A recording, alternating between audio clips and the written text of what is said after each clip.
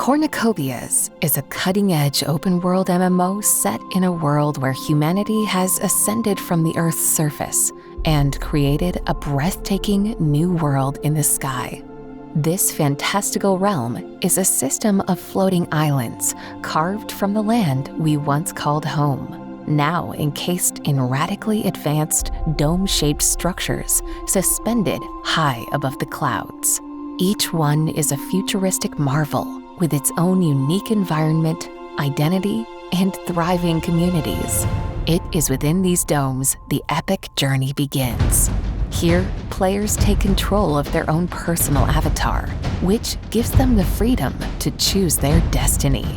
Be immersed in vast landscapes, explore vibrant settlements, and engage in a myriad of activities such as crafting, commerce, combat, racing, and more. Welcome to a world where the sky is no longer the limit.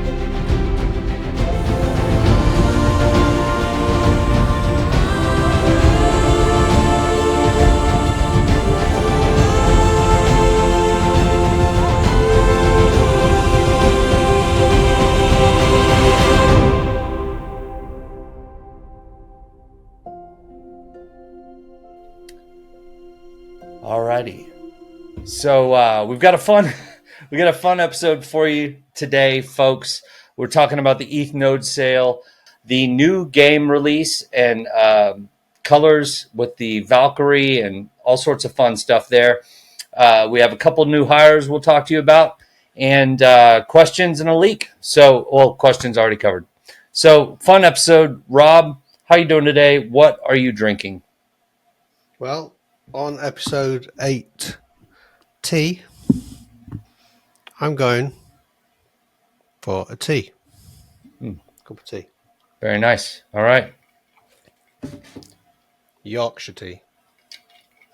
Yorkshire tea. Hey, I got to box it out on account of you from the grocery store here because I do enjoy the tea you guys have over there. Pretty tasty. However, I'm not drinking that today. Nor do I have any pump glasses. I mean, I've got the heart ones, but we've already overdone those. So, good job. Cheers. I don't know about that hat though. What we made a hat with that style? Indeed. Did you do that? Who did that? What do you think? Santa brought it me. Do what? Santa brought it me. Santa brought it to you. It's an official now. I've got it on my head. Yeah, very nice, very nice. Well, I mean, I don't think that would be the official style we would sell, probably. But if we do start with hats, we'll definitely. Who knows? Probably Put in the go comments if you want it to become reality. Oh, yeah. Who wants a Cornucopias hat? Actually, the reality is shipping international is the problem there. So I want to come pick it up at one of our UK or US stores. You could do that. All right. So the Eth Node Sale is beginning on Tuesday. Very cool. And the announcement for that by the time of the release of Copi Cafe has gone out. So yesterday, Waxman helped us to draft and craft a press release. And so there's a few news outlets that have picked it up and announcing that our Eth Node Sale is going to be on Layer 2 base.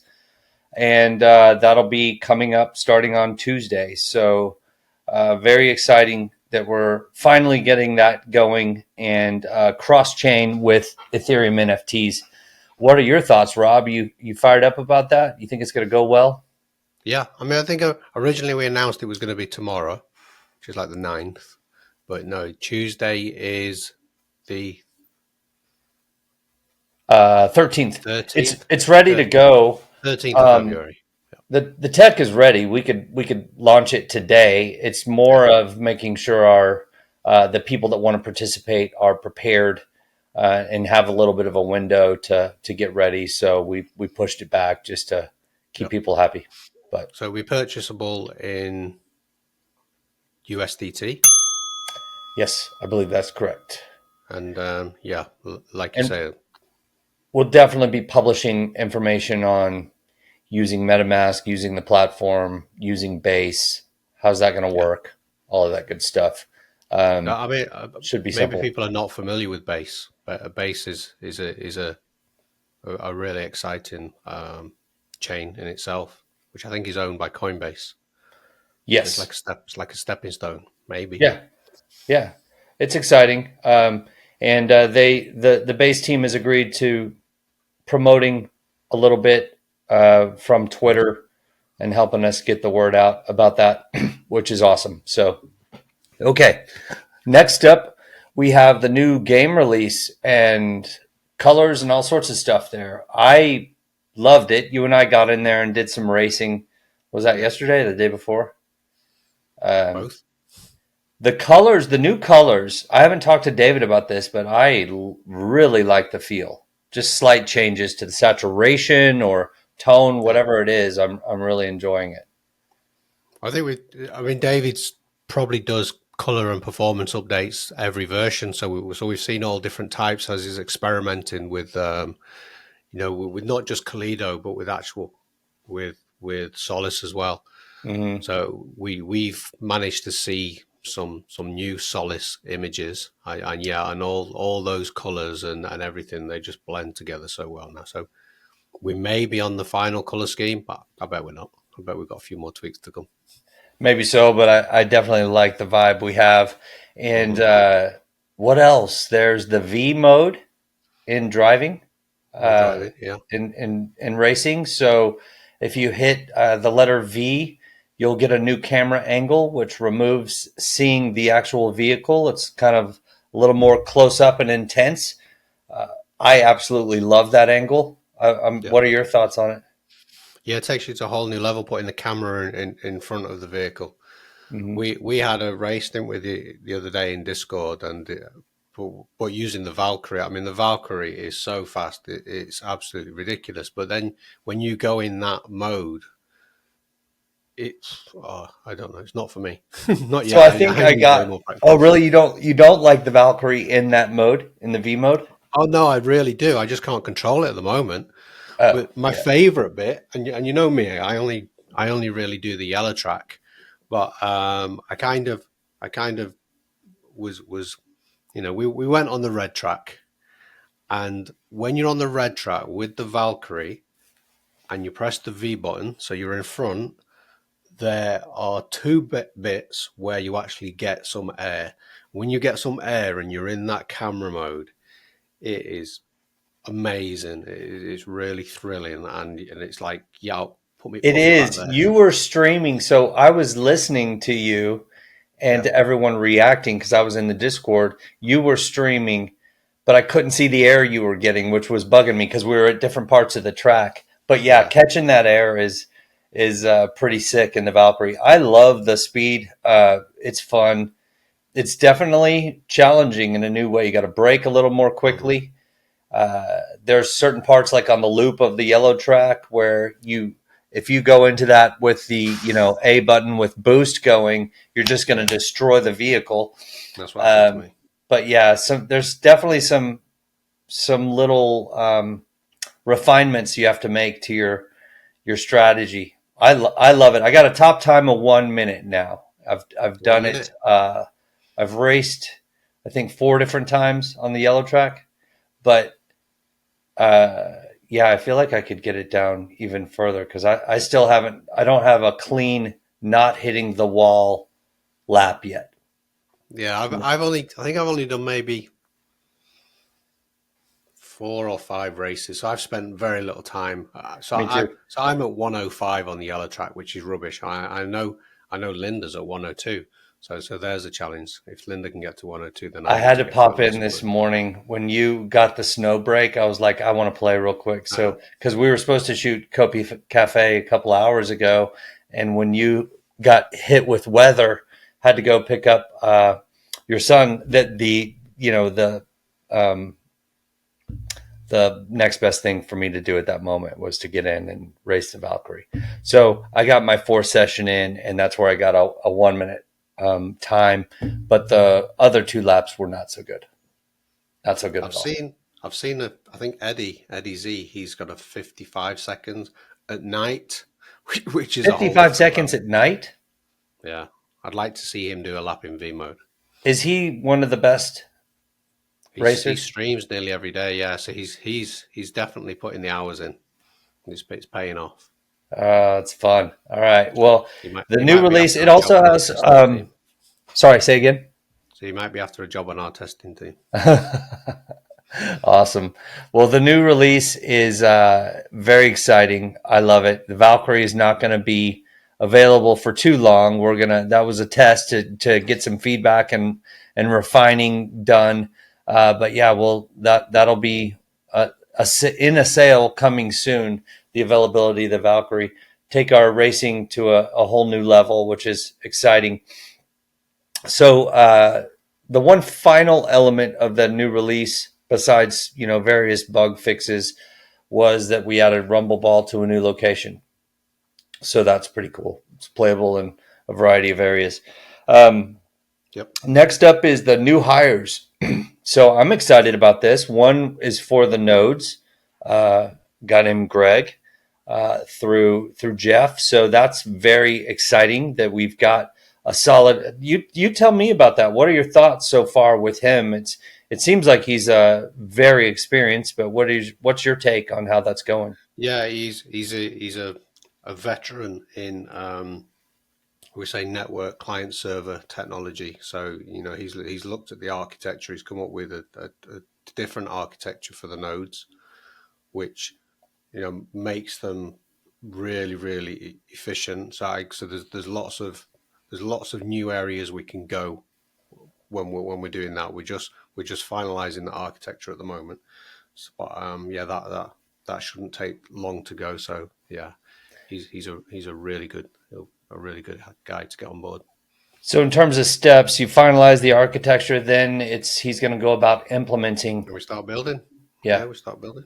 And Yeah. I think it shouldn't take long. I mean, we'll probably have a working version in a few weeks, and perfect it. But then we'll spend a couple of months then really pushing it to its limits and finalizing everything else that we need to do with it. So we're on track. We're on track, which is good.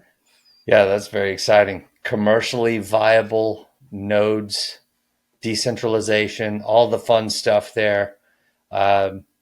Really get to allow the community to participate in our infrastructure and adding so much value to the new users that jump into Cornucopias. So I'm excited about that. So the other new hire is coming on board to help with some of the back end architecture and the progression system, I believe, which we just had a planning meeting on. Some of that, but we only covered half of the progression system. It was more on the crafting side. But then you and I have been talking through your planning doc on progression. I'm excited about that too. That's not that far away. So this hire helps us to really get that into effect pretty quickly, I believe.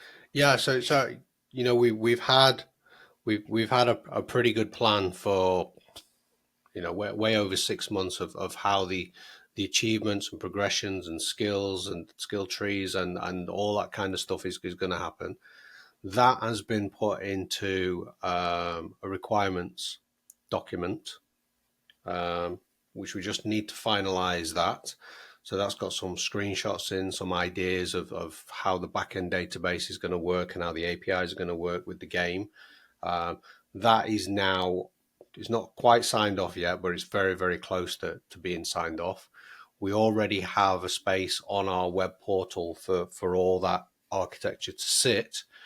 And the infrastructure, because this is main infrastructure that we are building, is going to be so flexible that our developers will be able to create variables, create roles without having to talk to a DBA or anything, create all these in real time, build the roles into the game. We'll be able to add recipes in there. We'll be able to do skill trees. And then just pile on different kind of tasks. Tasks will go into other tasks. So you'll have stage tasks where you complete one task and you go on stage 2, stage 3. You'll be able to earn XP. It is so powerful, so flexible that I'm really pleased with how the design of that's gone. And then when we, that then is just a case of putting content in that ready for that very first season. And when we start testing that, people are going to be surprised at how much tasks and activities we'll have on launch day of that, and how it will really drive some of the economy. And for me, Cornucopias for me is a play your own adventure. So you don't have to have the same game as somebody else. You don't have to be driven by all these tasks. But this system and the way that the skills and the different roles are being developed is you can go down these various routes. You can do mining, fishing, crafting. There's about 12 different skills to start off with, and eventually there'll be tons and tons of them. As you start exploring some of them, one task might be go fishing or go logging or go and explore this area. And you'll go into that area and you might do some fishing. But if you trigger something in our system where maybe you've now caught 10 fishes, for example, the system is going to think, right, you've caught 10 fishes. There's a chance now that you've just unlocked a whole new skill, and therefore that will flow through the game. A whole new menu system will appear. Those new tasks will unlock. You'll get a whole gentle tasks that'll lead you on to more complex tasks, and that'll build into different skill trees, which will then unlock different types of things that you can craft and different items, and the whole thing just flows together and will just adapt to your player style. Yeah, So, I think that's some important points there, and what I was looking for in the doc, and making sure that we're flexible, like you said, and it is very flexible and powerful in that regard, but also scalable, that we can use this in a variety of areas because the vision of Cornucopias is so huge that we need it to be somewhat of a template for all sorts of different areas, and it's got that quality. But then finally, that the user experience is not overly complicated, because you could easily create some massive task UI that somebody's like, what is going on? Because Cornucopias eventually will have so many different elements. And so that was one very important point to me, which is that we can create triggers along the way where, so if you're about to go fishing, you don't know what the fishing progression looks like just yet if it's your first time, but you go fishing and you put your rod in the water, and then maybe a UI screen pops up at that point telling you a little bit of what you could do and what you could try to accomplish. Catch 5 rainbow trout, do X, Y, and Z, go fish in Esperanza and catch this number. And so we will trigger the UI so that it's not so overly complicated, is what I think is very important for the user. So you still have this element where you can choose your own adventure, or you can rely on tasks that the game gives you overall. And both of those, I think, are important. Some people just want to get in and, okay, what do I need to do? Give me the directions. I don't want to choose my path. I don't understand enough yet. So we've got that. We'll have that. But then if I just want to be free and live and go explore and discover tasks along the way, I can do it that way as well. Yeah. Choose my own adventure. And you know how, in that case, you know, some of the tasks you will never see them, which is completely fine. But every player will have a completely different experience. Some of them will unlock other areas. So for example, if you're into holocache speedrunning, you know, that will be an adventure within itself. That will then eventually lead itself, when you've collected them all, to a leaderboard. And that leaderboard then, you know, will reset. You'll get to go again and try and beat your time. And then those leaderboard, as we know, they, you know, those can come with some rewards in the end. So there'll be that's just one example of how the game will just expand, and before you know it, you'll be unlocking things all over the place that you didn't know. It's going to be fun. It's going to make it a lot more sticky. Another thing is the holocache can have an unpredictable element to it. It can have an evolving element. You can end up picking up a holocache that's a mining axe that draws you to another part that causes you have to explore more of Cornucopias. You could have something random given to you with a holocache. There's so much that we can do there to gamify that, and you can have, as progression occurs, more and more of the relevant items could be given away, like an outfit with a holocash or a mining axe or whatever, as you progress through the system. So there's just a lot that can be done there, but that can be utilized to cause activities in other places. A holocash could unlock a new quest, potentially. It will do. They definitely will. Yeah. They're all built in there. It is. Yeah, the back end is built to be very simple to add tasks on, and then in the future, we will also build it so we could maybe hook that up to something like ChatGPT, that in itself could start creating its own tasks. I mean, we're not there yet, but we can see how it can go to that. Well, as the database fills out and you prompt ChatGPT with the variables and all of the directions, that can be utilized to speed up the process of recipe creation, crafting, and all sorts of fun stuff there. So there's a variety of uses there. A lot of fun. I'm really, really excited about that and to get it going. So yeah, that empire is hey, who's that behind you talking? Okay, and that brings us up to our leak. So we'll go ahead and wrap up and close this episode. This has been Copi Cafe, and our leak is a beautiful taste of Solace and the forest. So here you go. We'll see you guys next week. Bye-bye.